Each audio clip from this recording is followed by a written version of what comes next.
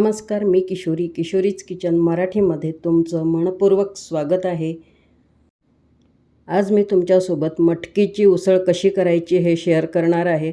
अगदी झटपट तयार होते, फारसा वेळ लागत नाही आणि ही उसळ मी कुकरमध्ये तयार करणार आहे. त्यामुळे अगदी 15 ते 20 मिनटामध्ये ही उसळ तयार होते.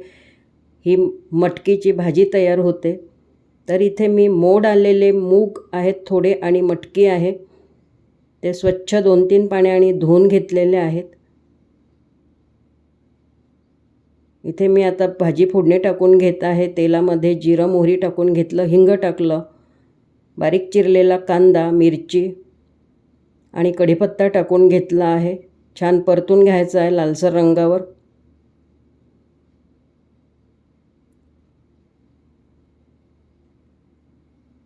मी पहिल्यांदा इथे फोडणी तयार करून घेणार आहे आणि त्यानंतर मग ही भाजी जी आहे ती कुकरला लावणार आहे. आले लसूण पेस्ट घालून घेतली आणि छान परतून घेतलेलं आहे. आले लसूणची जी पेस्ट घातलेली आहे ती छान लालसर रंगावर परतून घ्यायची आहे. त्यातला कच्चेपणा पूर्णपणे निघून जायला हवा. आता ह्यामध्ये मसाले घालून घेऊयात. चवीनुसार तिखट घातलेला आहे आणि हा कांदा लसूण मसाला घातलेला आहे मी. हळद अर्धा चम्मच घातली आहे. धणे जिरे पावडर आणि हा माझा आवडता किचन किंग मसाला आहे, मी घरी तयार केलेला आहे, तर तो घालून घेतला. ह्या किचन किंग मसाल्यामुळे कुठल्याही भाजीला खूप छान चव येते, अगदी अप्रतिम अशी चव लागते. तर मसाले छान शिजलेले आहेत. त्यामध्ये आता टोमॅटो घालून छान मऊ असे शिजवून घ्यायचे आहे.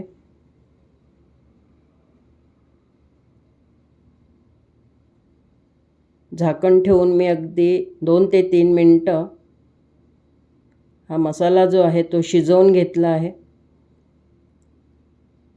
टोमॅटोसुद्धा मऊ झालेले आहेत, छान शिजले आहेत.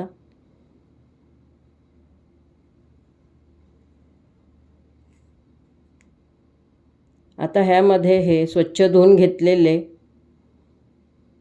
मोड आलेले मटकी आणि मूग आहेत थोडेफार त्यामध्ये, तर ते घालून घेतले मी आणि छान मिक्स करून घ्यायचं आहे.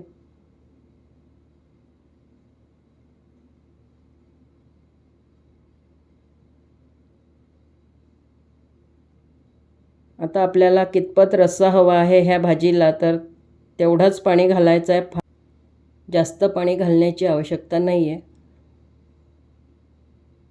जेवढं आपल्याला या भाजीला रस्सा ठेवायचा आहे तेवढंच पाणी घालायचं आहे.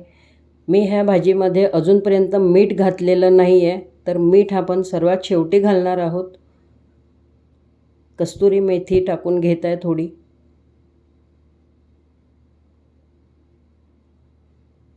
कस्तुरी मेथी घातल्यामुळे भाजीला खूप सुंदर अशी चव येते. कुकरमध्ये मी थोडं पाणी घालून तापवून घेतलेलं आहे आणि त्यामध्ये आता हे फोडणी घातलेलं जे भांडं आहे ते मी ठेवून घेतलं. त्यावर प्लेट झाकून घ्यायची आहे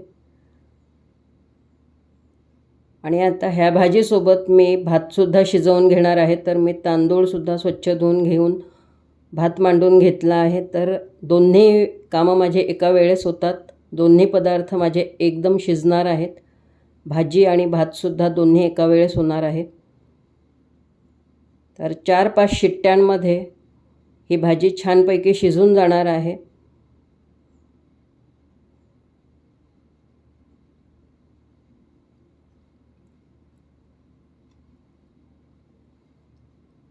तुम्ही बघू शकता मस्त मऊ अशी शिजलेली आहे मटकी. कुठलेही कडधान्य छान शिजावेत म्हणून मी मीठ सुरुवातीला टाकत नाही भाज्यांमध्ये, शेवटी टाकते.